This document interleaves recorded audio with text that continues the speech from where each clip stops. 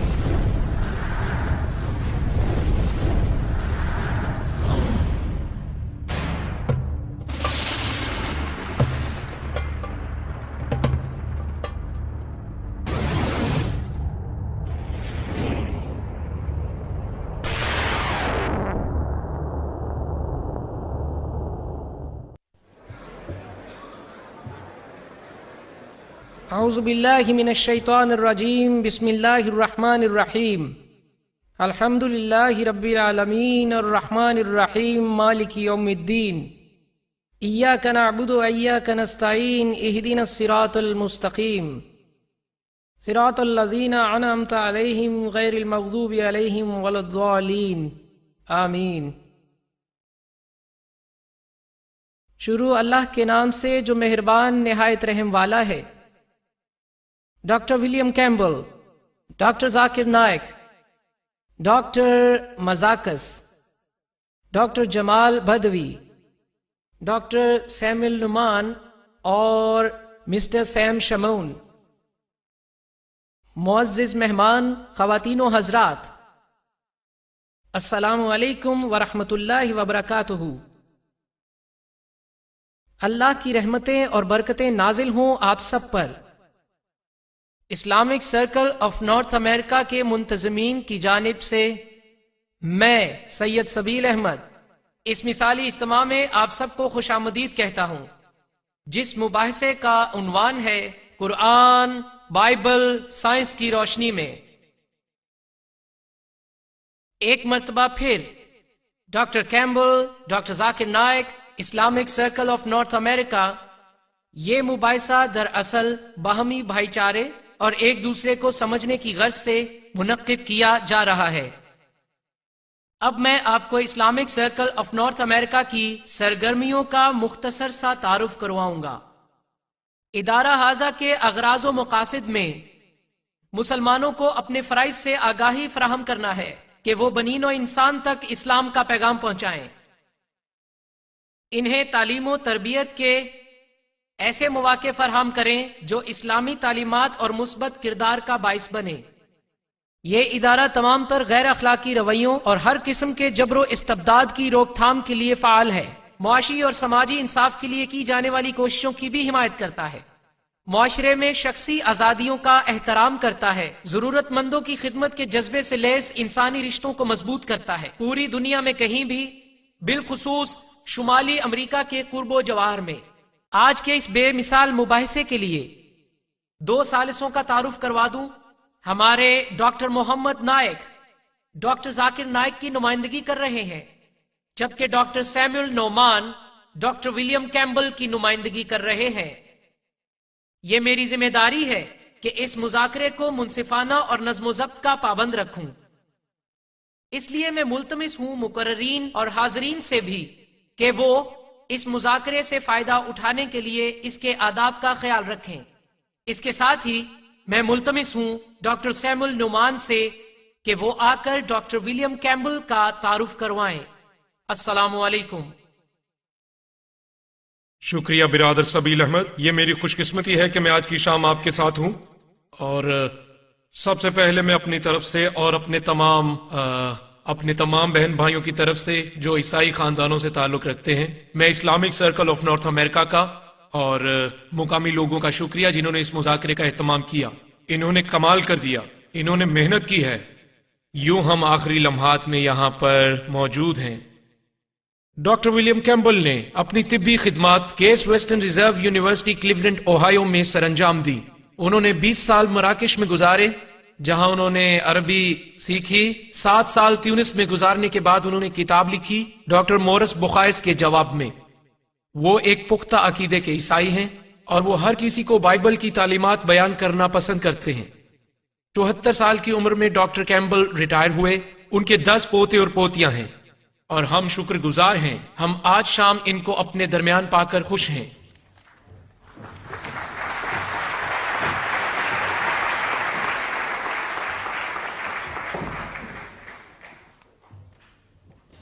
Islamic research foundation کی نمائندگی کرتے ہوئے میں ڈاکٹر محمد نائک آپ سب کے درمیان ڈاکٹر ذاکر نائک جیسی کمال ہستی جو ہمارے لیے خوشی کا باعث ہے، یہاں اس مثالی مذاکرے کے لیے ایک اور خوشائن بات ہے کہ یہاں موجود ہیں ڈاکٹر ولیم کیمبل، ڈاکٹر جمال بدوی،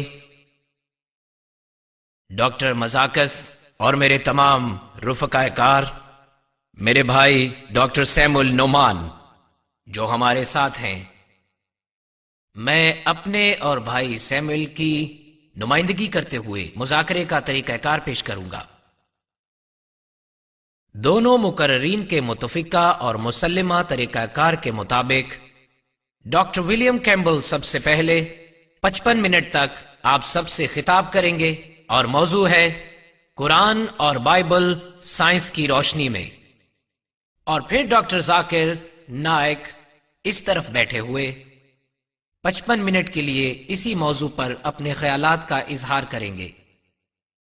اس کے بعد ڈاکٹر کیمبل 25 منٹ تک ڈاکٹر ذاکر نائک کے پیش کردہ افکار کی روشنی میں جوابی خطاب کریں گے. اسی طرح ڈاکٹر ذاکر نائک ڈاکٹر کیمبل کے پیش کردہ افکار کے جواب میں 25 منٹ تک خطاب کریں گے اور اس کے بعد سوالات و جوابات کی دعوت عام دی جائے گی جس میں سامعین دونوں مقررین سے اپنے اپنے سوالات کر سکیں گے. اس سلسلے میں مائکس ہال میں مہیا کر دیے جائیں گے.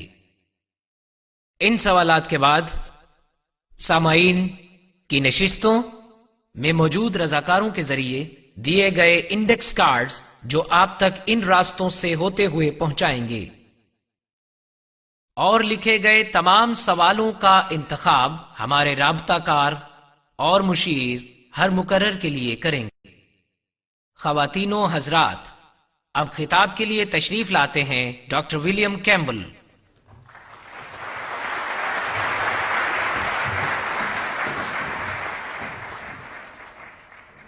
ڈاکٹر نائک کو خوش آمدید جو کہ بہت دور سے تشریف لائے ہیں. خوش آمدید سبیل احمد اور محمد نائک، اور خوش آمدید تمام انتظامیہ کو.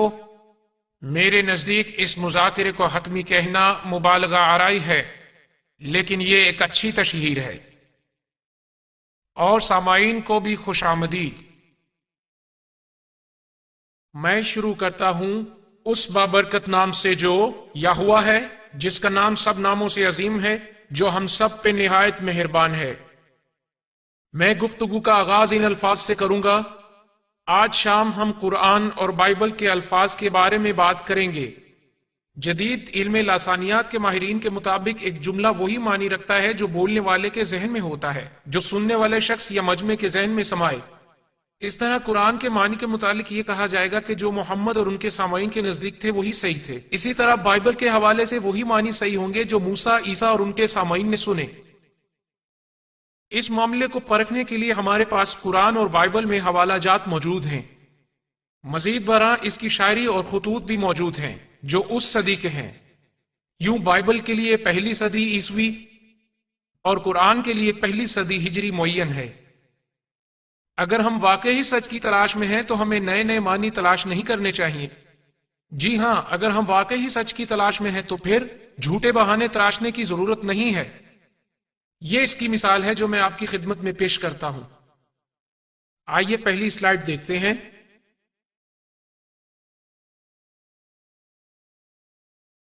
اس میں 2 ڈکشنریوں کا ذکر ہے، دونوں میرے گھر میں ہیں، ایک 1951 اور دوسری 1991 میں شائع ہوئی، اور ان دونوں لغات میں لفظ پگ کا پہلا معنی ایک جوان نر یا مادہ سور ہے، اور یہ معنی ملتے جلتے ہیں، اور دوسرے معنی کوئی بھی جنگلی سور یا پالتو سور، یہ دونوں بھی آپس میں ملتے جلتے ہیں۔ تیسرا معنی سور کا گوشت یا پوک بھی آپس میں ملتا جلتا ہے۔ اس طرح یہ معنی کہ ایک شخص کی اور جانور سور کی عادات بھی آپس میں ملتی جلتی ہیں۔ جو شخص پیٹو ہو، پھر کسی پگھلی ہوئی دھات کو پگ آئرن بنانے کے لیے کسی گڑھے میں ڈالنا بھی یکساں ہے۔ لیکن نئی ڈکشنری میں بالکل نیا معنی ہے، ایک پولیس آفیسر۔ ہم لوگ عام بول چال میں اس کو پگ کہہ دیتے ہیں، اور یہاں سوال یہ پیدا ہوتا ہے کہ تورات میں یہ کہا گیا ہے کہ تم سور نہیں کھا سکتے۔ اب اگر یہ مراد لی جائے کہ آپ ایک پولیس آفیسر کو نہیں کھا سکتے تو یہ ایک غلطی ہوگی۔ قرآن میں اللہ نے کہا ہے کہ تم خنزیر نہیں کھا سکتے، کیا میں اس کا ترجمہ یہ کروں کہ تم پولیس آفیسر کو مت کھاؤ؟ نہیں، یہ غلط ہے، یہ بدتمیزی ہوگی، یہ دراصل جھوٹ ہوگا۔ نہ تو محمد کی مراد پولیس آفیسر تھی، نہ موسیٰ کی مراد پولیس آفیسر تھی۔ سو ہمیں نئے معنوں میں نہیں پڑھنا چاہیے، ہمیں وہ معنی استعمال کرنے چاہیے جو پہلی صدی عیسوی میں بائبل میں جانے گئے، اور جو گوسپل میں، اور جو پہلی صدی ہجری میں قرآن میں تھے۔ آئیے اب دیکھتے ہیں کہ علم جنین کے بارے میں قرآن کیا کہتا ہے۔ معاف کیجیے گا، غلطی ہو گئی۔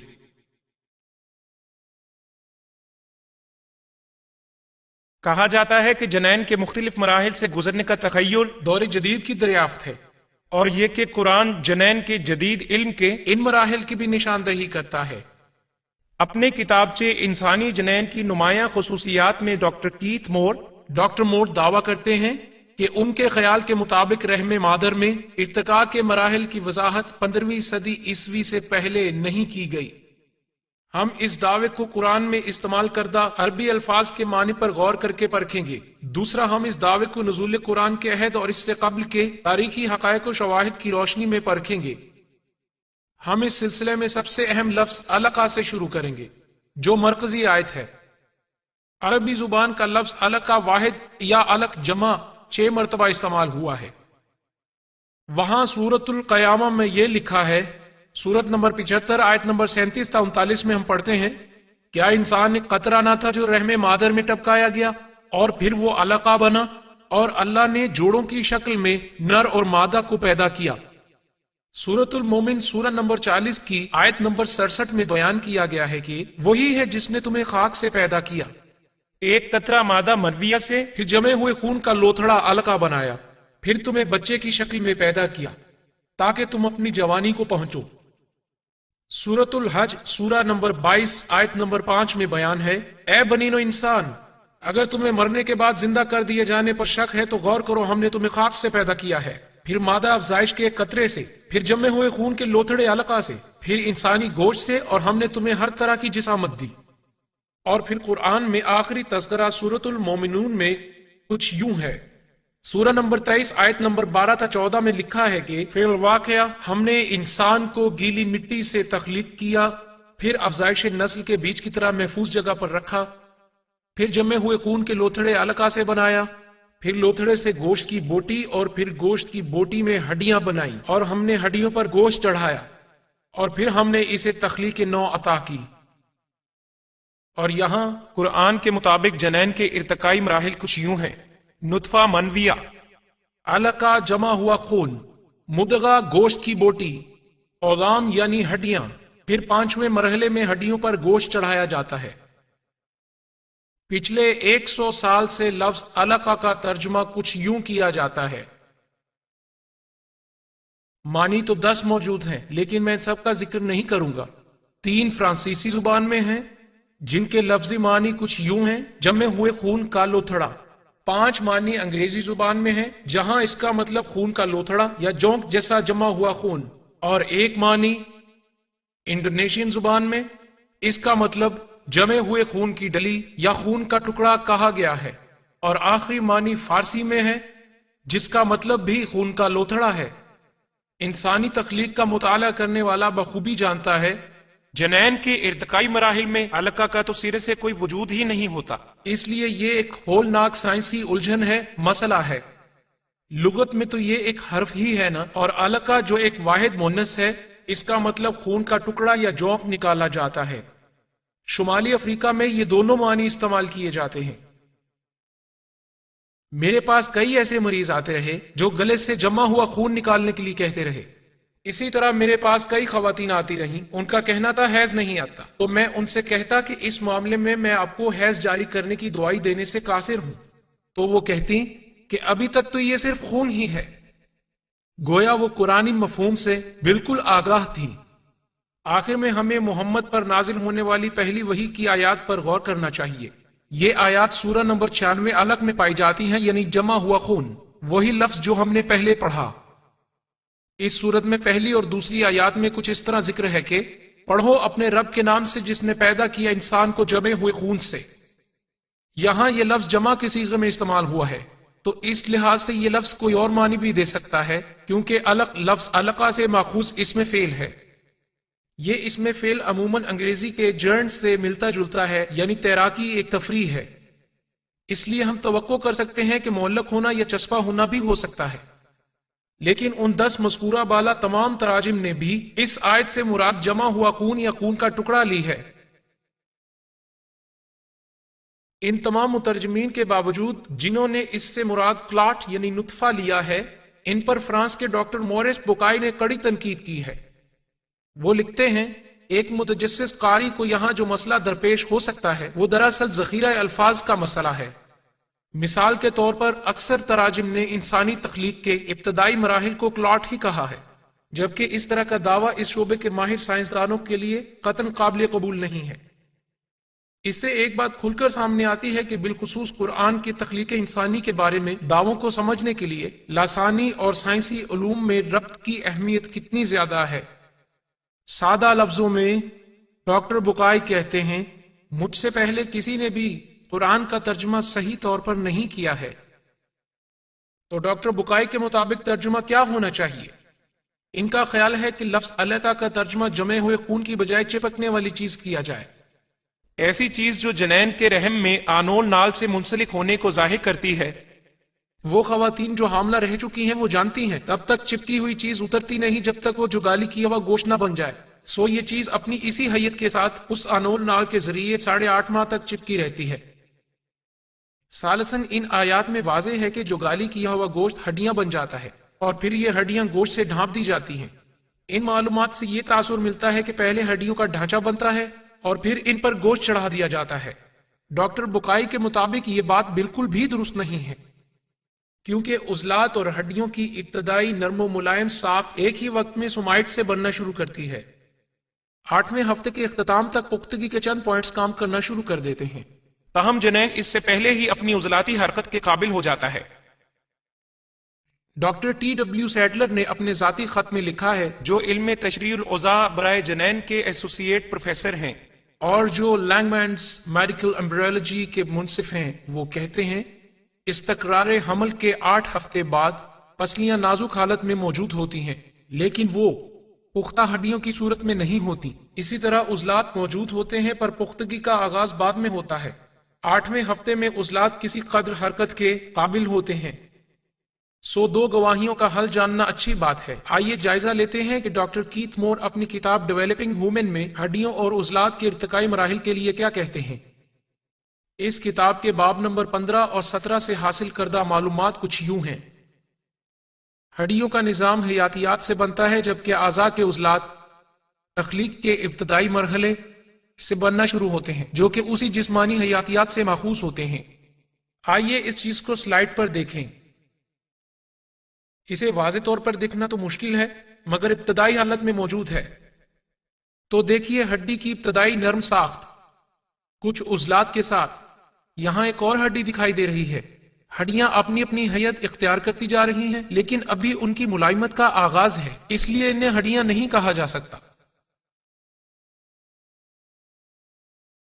دوسری سلائیڈ میں واضح ہوتا ہے کہ یہ عمل کس طرح مکمل ہوتا ہے۔ اس کی شکل ہڈی جیسی تو ہے، لیکن ابھی تک یہ کچی ہڈی بھی آغاز کے مرحلے میں ہے، اس لیے اسے ہڈی نہیں کہا جا سکتا۔ بعد میں اس کے ساتھ جب کچھ کیلشیم جمع ہونے لگتا ہے تو پھر جا کر اس میں کچھ نہ کچھ سختی پیدا ہونے لگتی ہے اور یوں یہ بتدریج ہڈی بن جاتی ہے. جب ہڈی کا گودا بنتا ہے، معذرت چاہتا ہوں، پہلے میں اس کی ابتدائی حالت بیان کرنا چاہوں گا. جس دم ہڈیوں کا گودا بنتا ہے تو ایک معمولی سے جھٹکے سے ہر ایک عضو میں عضلات بننے لگتے ہیں. اس عمل کے نتیجے میں عضلات ایک الگ شکل اختیار کرتے ہیں. دوسرے لفظوں میں اعضاء پر پائے جانے والے عضلات آہستہ آہستہ بننے والی ہڈیوں کے گرد ایک ہی وقت میں بنتے ہیں. یہ رہی ہڈیاں اور یہ ہیں ان کے گرد بننے والے عضلات. ڈاکٹر مور کے ساتھ ایک نجی ملاقات میں نے ان سے ڈاکٹر سیڈلر کے بیانات کا تذکرہ کیا اور انہوں نے ڈاکٹر سیڈلر کے افکار کی تائید کی. تو طے یہ پایا ڈاکٹر سیڈلر اور ڈاکٹر مور متفق ہیں. کوئی بھی ایسا مرحلہ نہیں ہے جس میں سخت ہڈیاں اچانک وجود میں آ جاتی ہوں اور ان کے گرد عضلات تشکیل پاتے ہوں، جبکہ سخت ہڈیوں کے بننے سے کئی ہفتے قبل ہی عضلات موجود ہوتے ہیں. اور ایسا نہیں ہے کہ ہڈیاں پہلے بنتی ہیں اور ان کے گرد عضلات بعد میں تشکیل پاتے ہیں، جیسا کہ قرآن میں اس کا ذکر ملتا ہے. یہاں قرآن میں نادرست کردہ غلطی ہے. یوں مسائل کے حل سے ہم ابھی بہت دور ہیں. آئیے پھر چلتے ہیں لفظ علقہ کی طرف. اور ڈاکٹر مور نے بھی ایک تجویز دی ہے. قرآن کی ایک اور آیت میں جنین کو جونک سے تشبیہ دی گئی ہے اور گوشت کے ایک لوتھڑے کا تذکرہ کیا گیا ہے. اس سلسلے میں ڈاکٹر مور اپنے ذہن کے مطابق رائے دیتے ہیں کہ 23 دن کا جنین بامشکل 3 ملی میٹر تک لمبا ہوتا ہے، جو انچ کا 8واں حصہ ہوتا ہے. اس کی جسامت اتنی چھوٹی ہوتی ہے کہ انگلیوں میں لے لینے سے انگلیاں جدا نہیں ہوتی. یہ 10ویں مرحلے کی ایک تصویر ہے جو ڈاکٹر مور کی کتاب کے اندر کے حصے میں ہے. یہ شروعات ہے. یہ مادہ منویہ بیضے میں داخل ہو رہا ہے. یہ ابتدائی مرحلہ ہے. چھٹے مرحلے کی طرف توجہ دیں جو دوسرے ہفتے میں آتا ہے، اور یہ ہے تیسرا ہفتہ. اور یہ رہی پہلے مرحلے کی 23ویں دن کی تصویر. دراصل اسے ڈاکٹر مور جونک جیسا قرار دینا چاہتے ہیں. آئیے اب ہم ایکس رے کو غور سے دیکھتے ہیں تو 22 دن ریڑھ کی ہڈی ابھی تک ناپختہ دکھائی دیتی ہے. 23ویں دن بھی ہڈی ناپختہ ہے، یہاں سے بھی کھلی ہے، یہاں سے بھی کھلی ہے، سر تو بالکل کھلا نظر آتا ہے. یہ جوک جیسا ہرگز نہیں لگتا. اور اگر آپ غور سے دیکھیں یہاں ایک ڈائیگرام بنا ہوا ہے جو آپ کی مدد کرے گا. سر بالکل کھلا ہوا ہے، آپ اسے غور سے دیکھ سکتے ہیں. تو اس طرح یہ ڈائیگرام ہمیں یہ بتاتا ہے یہ 20ویں دن کے جنین کی تصویر ہے. یہ کس طرح ایک باریک جھلی میں بند ہے جیسا کہ انڈے کی زردی. یہ جونک جیسا ہرگز نہیں. سب سے پیچیدہ مسئلہ یہ ہے کہ لفظ علقہ کے لیے جو 2 مفہوم نکالے جاتے ہیں، روزمرہ عربی زبان سے ان کی تصدیق کرنے والی تاحال کوئی مثال نہیں ملتی. ہجری صدی کے آس پاس بھی لفظ کے معنی متعین کرنے کا واحد ذریعہ لفظ کے استعمال کی کیفیت سے واضح ہوتا تھا. کیا علقہ کا مطلب 3 ملی میٹر لمبا جنین ہو سکتا ہے؟ اس معاملے پر اتفاقی رائے حاصل کرنے کا واحد ذریعہ محمد کے عہد کے مکہ اور مدینہ کے عربوں کے خطوط ہو سکتے ہیں. بالخصوص اس کا ذریعہ قریش کی زبان ہو سکتی ہے. لیکن یہ کوئی آسان کام تو ہے نہیں. قریش کی روزمرہ عربی زبان کے متعلق بہت سا کام ہو چکا ہے. اوائل دور کے مسلمان سمجھتے تو تھے لیکن وہ دراصل قرآن کے الفاظ کو سمجھنا چاہتے تھے، اور اس وجہ سے وہ عربی زبان اور اس کی شاعری کا وسیع مطالعہ رکھتے تھے.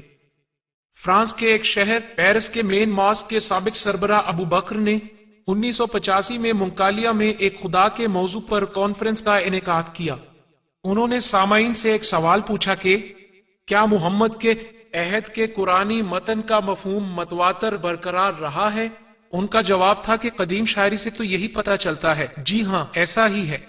ہم یہ نتیجہ اخذ کر سکتے ہیں اگر مسلمانوں کے لیے روحانی تسکین اور امیدوں کا مرکز و محور بننے والی آیات غیر متزلزل ہیں تو پھر ان میں پائی جانے والی سائنسی توضیحات کو بھی غیر متزلزل ہی مانا جانا چاہیے، تب تک جب تک نئے شواہد سامنے نہ آ جائیں. اور یہ معاملہ اس لحاظ سے بھی اہم ہے کہ یہ آیات اسے ایک علامت قرار دیتی ہیں. سورہ المومن جس کا میں پہلے ذکر کر چکا ہوں، اس میں مذکور ہے کہ وہی ہے جس نے تمہیں مٹی سے بنایا، پھر ایک قطرہ مادہ منویہ کے ذریعے، پھر جمے ہوئے خون کے لوتھڑے سے شاید تم تخلیق کو سمجھو. سورہ الحج میں مرکوز ہے کہ اے بنین و انسان، اگر تمہیں دوبارہ جی اٹھنے میں شک ہے تو غور کرو. یہاں ایک سوال لازمی پوچھنا چاہیے کہ اگر مکہ اور مدینہ کے خواتینوں حضرات کے لیے کوئی واضح علامت تھی تو انہوں نے علقہ کا ایسا کون سا مفہوم اخذ کیا جس نے انہیں موت کے بعد کی زندگی پر ایمان لانے کو کہا؟ تو جواب یہ تھا کہ ہم محمد کے عہد کے قبل کی تاریخی صورتحال کا جائزہ لیں گے کہ محمد اور ان کے عہد کے لوگ علم جنین کے بارے میں کیا عقیدہ رکھتے تھے۔ ہم اپوکریٹس سے شروع کریں گے جو مستند حوالہ جات کی روح سے 460 عیسوی میں یونان کے ایک جزیرے کوس میں پیدا ہوا۔ اس کے کچھ مراحل تھے اور وہ مراحل حسب ذیل ہیں۔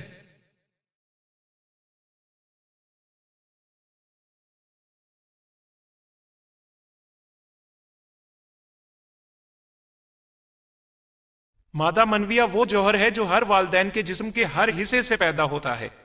کمزور اعضاء سے کمزور مادہ اور طاقتور اعضاء سے طاقتور مادہ نکلتا ہے۔ آگے چل کے وہ ماں کے خون کے منجمد ہونے کا ذکر کرتا ہے اور پھر جنین کی جھلی کے ہونے کا تذکرہ کرتا ہے، اور یہ ماں کے اس خون سے افزائش پاتا ہے جو رحم مادر میں آ گرتا ہے۔ یہی وجہ ہے کہ جو عورت حاملہ ہو جاتی ہے اسے حیض آنا بند ہو جاتا ہے۔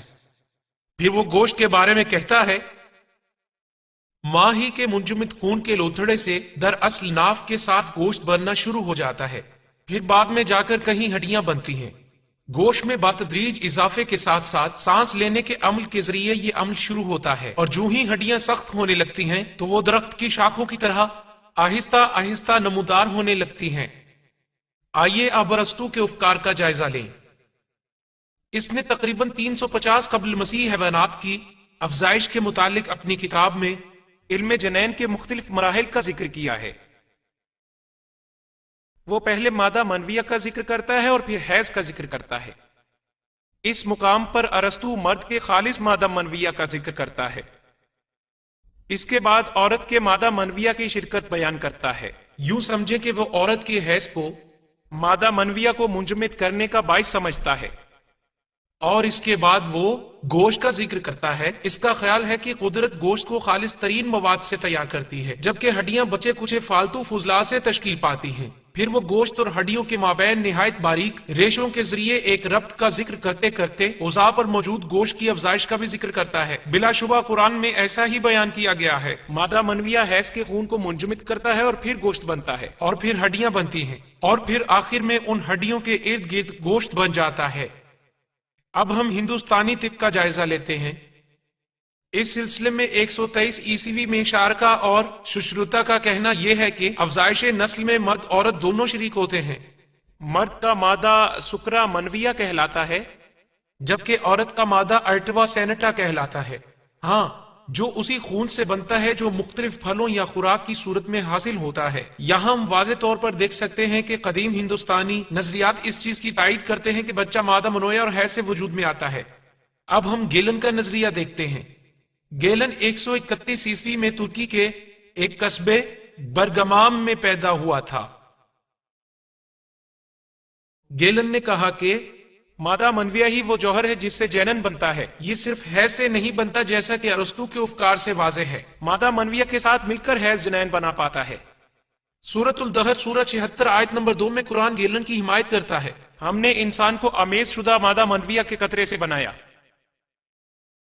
آئیے اب ہم گیلن کے مراحل پر غور کرتے ہیں۔ گیلن کہتا ہے کہ جنین مرحلہ وار ہی نشو نما پاتا ہے۔ پہلے مرحلے میں مادہ منویہ کی شباہت ہی غالب رہتی ہے، پھر دوسرے مرحلے میں مادہ منویہ خون سے بھر جاتا ہے۔ اس وقت تک دل، دماغ اور جگر بالکل واضح نہیں ہوتے اور نہ ہی ان کی کوئی صورت ہوتی ہے۔ اسی مرحلے کو بقرات نے